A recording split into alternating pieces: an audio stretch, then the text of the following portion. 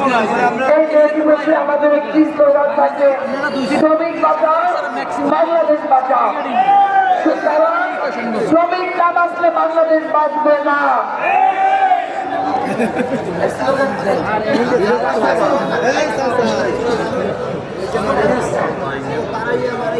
আমরা শ্রমিকদেরকে অসম্পূর্ণ রেখে, অবহেলায় রেখে শ্রমিকদেরকে যদি আমরা সুন্দর সুস্থ না রাখতে পারি, সেই দেশ কখনো সুন্দর হবে না, সেই দেশ কখনো সুস্থ রাখতে পারে না। যদি রিক্সার চাকা একদিন অচল থাকে, সেই দেশ অচল হয়ে যায়। শ্রমিকের চাকা যদি অচল থাকে, সেই দেশ কখনো সচল হতে পারে না।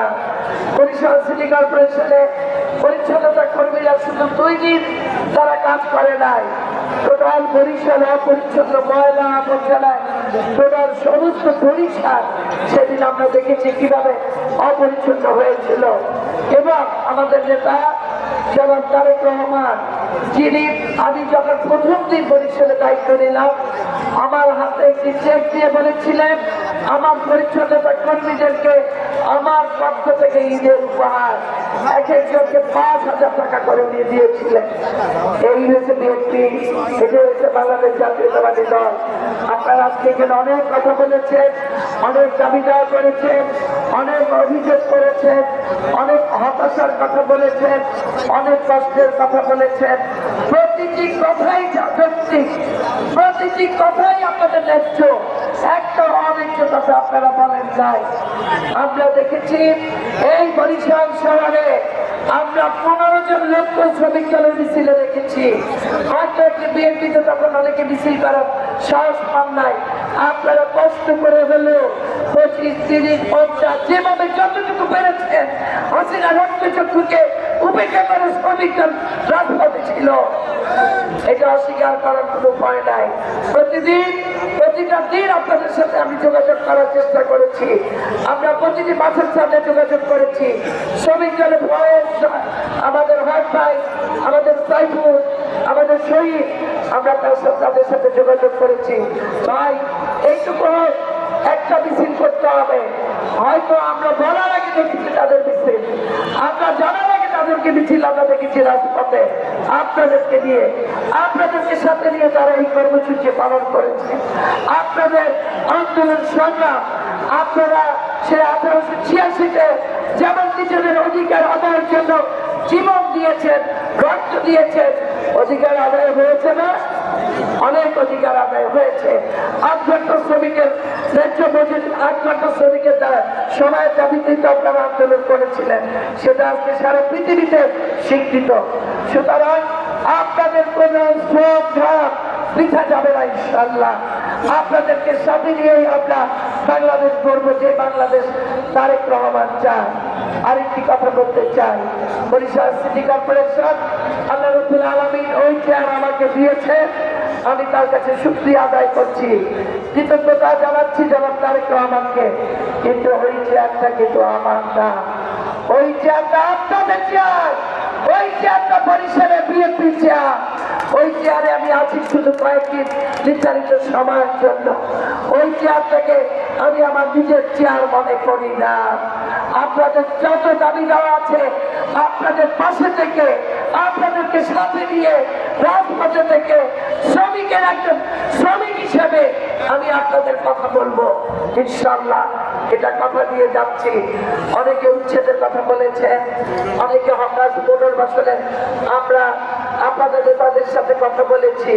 আমার চারপাশে যারা আছেন তাদেরকে বলেছি এটা উচ্ছেদ নয়, এটা পুনর্বাসনের চেষ্টা। যাতে যারা বড় কথা বলে আপনাদের জন্য পার্মানেন্ট কোনো ব্যবস্থা কিন্তু আমরা করতে পারি না।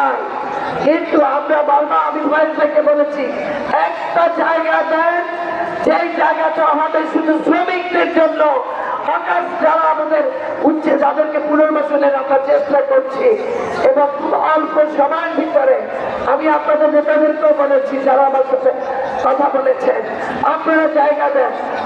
আপনারা নিজেরাই বলেন এই বরিশাল শহর আমাদের শহর। আপনাদের কাছে প্রশ্ন রাখতে চাই, ওই দেশ অত্যন্ত ঐতিহাসিক একটি মাঠ, রাজনৈতিকভাবে যার একটা অনেক অন্যতম গুরুত্ব আছে।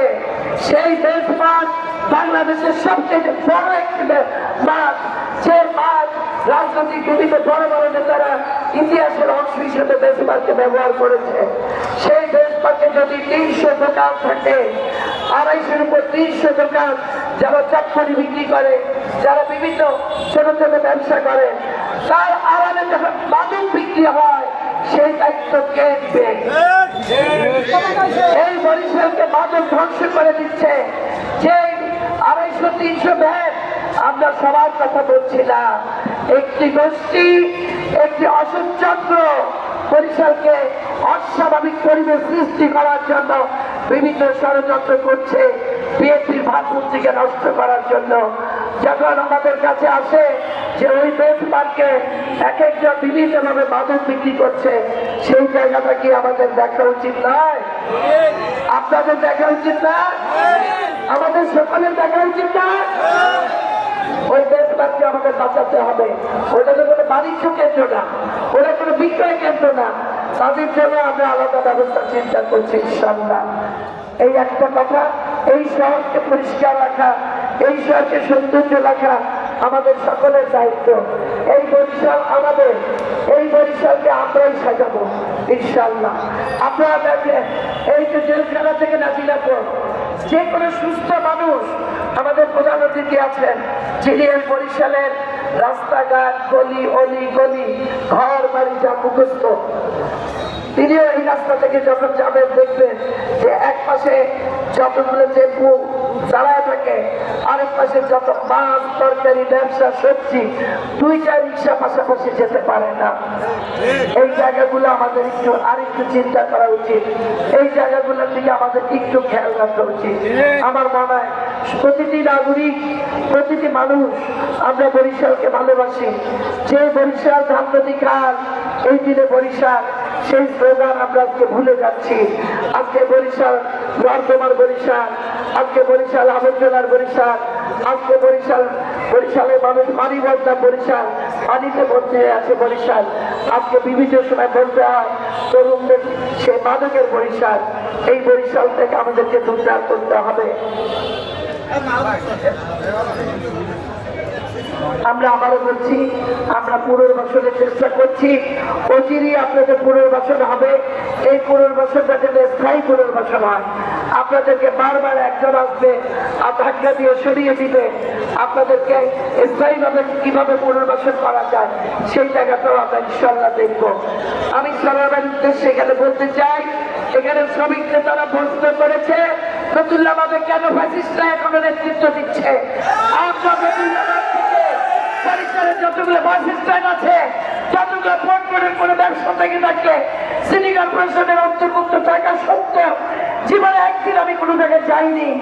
আমি কোনো জায়গা থেকে 1 টাকার কোনো ধরনের সুযোগ সুবিধা না, আমার আজীবনের কোনো চেষ্টা নাই, চিন্তাও নাই।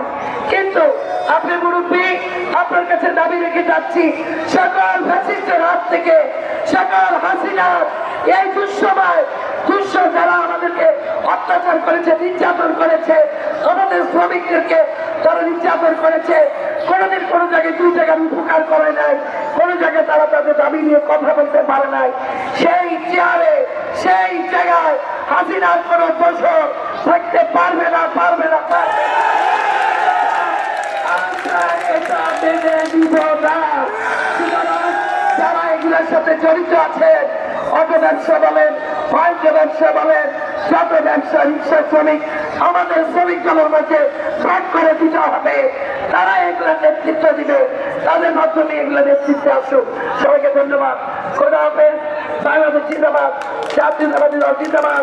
শহীদ জিয়া বেগম খালেদা জিয়া, আমার মা, গণতন্ত্রের নেত্রী বেগম খালেদা জিয়া।